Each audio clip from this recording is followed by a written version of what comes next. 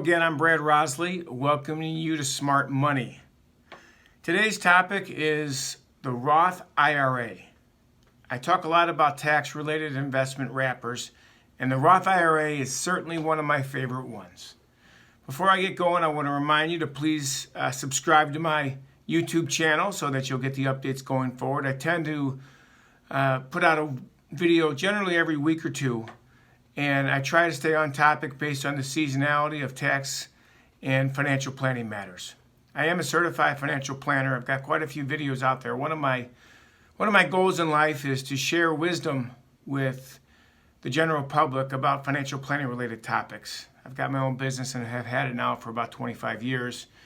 And you can see blog posts on a number of topics as well as videos. My blog website is bradrosley.com. BRADROSLEY.com. So let's get back to the Roth IRA. Most of you now have heard of a Roth IRA. When I first started talking about these, they were new. Well, now they're no longer new, but they're still just as good as they've always been. What's good about them? Well, let's start with the fact that they're tax-free growth and tax-free distribution. So when you put money in this particular type of IRA, you do not get an upfront tax write-off. With a traditional IRA, you do. One of the many problems with the traditional IRA is that if you earn too much money, it's a very low limit, you cannot make a traditional IRA contribution. For the Roth IRA, the contribution is allowed for people at much higher income levels. For example, if you're single and make under $122,000 a year, single on your tax return, you can make a contribution. And they slowly limit that contribution between $122,000 and $137,000. Those limits go up a little bit every year, by the way. If you're married, filed jointly, if your income, adjusted income is $193,000 or less, you can make a Roth contribution. And that slowly goes away between $193,000 and $203,000. Those limits, those numbers tend to creep up a little bit every year, so keep that in mind. So once the money's put away in a Roth IRA, which I'm going to call that a wrapper, you can invest that money pretty much any way you want. You can buy stocks, bonds, mutual funds, exchange-traded funds, you name it, in that wrapper. And any and all growth you have on that money while it's in the Roth IRA is not taxed. You don't get a 1099 at the end of the year saying you made this gain you have to report on your tax return. Now that's the same as a traditional IRA. The big difference, or one huge difference, there's several major differences, is that when you take the money out after it's been in there for at least 5 years, it can be income tax free. So it needs to be in there 5 years.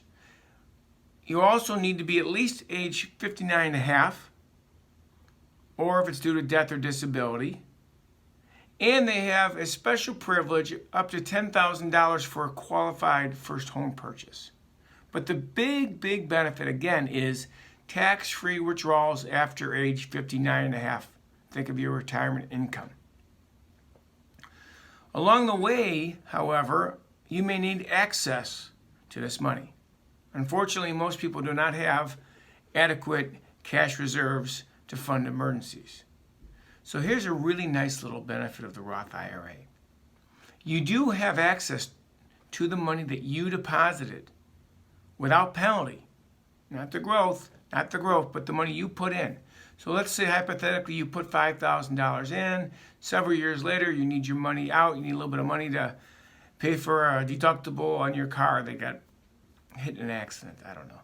You can take up to what you put in. So even though your account balance grew from $5,000 to $10,000, the first $5,000 you take out is considered to be a return of principal. You'd already pay tax on that money anyways, but you can get it out.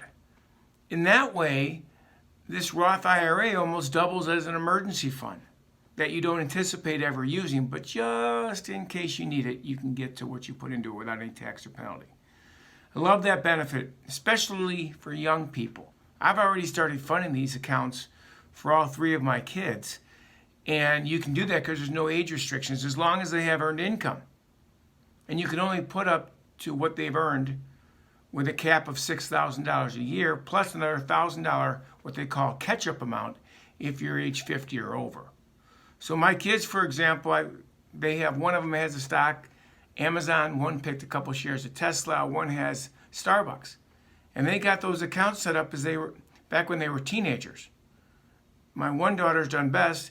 She bought one share of Amazon at $4.99 a share with the $500 in her account, and now it's worth over $1,700, or probably even more than that now. It goes up a lot every day, it seems, at times. But the idea is you can put this money in for the long term. As long as the person has earned income, you can put the money in. Unlike a traditional IRA, where you have to stop at age 70 and a half, here with the Roth, as long as you're earning income, you can continue to put money in. One of the other tax benefits potentially from a Roth IRA, unlike a traditional IRA, because in a traditional IRA, the money's coming out, you pay tax after age 59 and a half. Because the Roth IRA is income tax free, that'll keep your income lower, taxable income lower in retirement. Well, that may save you some money on your Medicare premiums, because one of the factors there in your Medicare premiums is how much income, how much taxable income you have. A second one is Social Security tax. Depending on how much income you are bringing in, your Social Security might actually get taxed. I know that makes no sense, but that's what they do. So that's another benefit. As I said earlier, you can put up to $6,000 a year into these. It's after-tax money, but you'll never pay tax on it again if you leave it in there long enough. And two is, if you're over 50, you can put another $1,000 in. Another benefit as compared to a regular or traditional IRA, a rollover IRA, think of your 401k money. If you leave the company, you roll it over to a 401k, from a 401k to an IRA.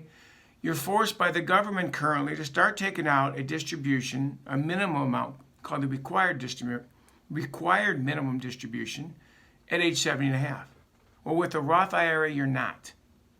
That's beautiful. Now you have options. Depending on the tax code and where you are in life, do I want to pull this tax-free money out of this account or not?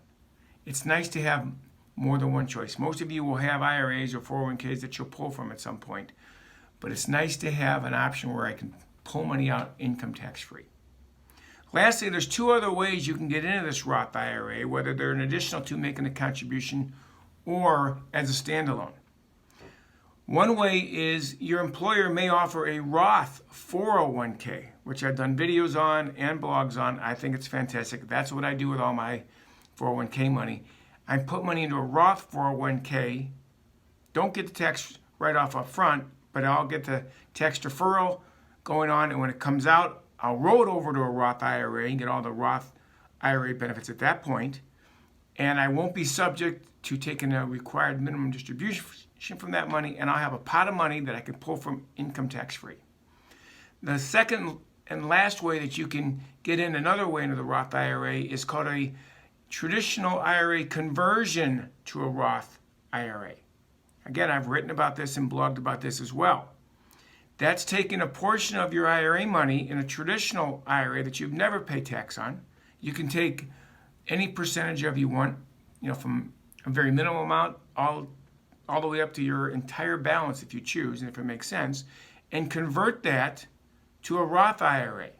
Now keep in mind, when you do that, you'll have to pay the income tax on the amount of money that's converted.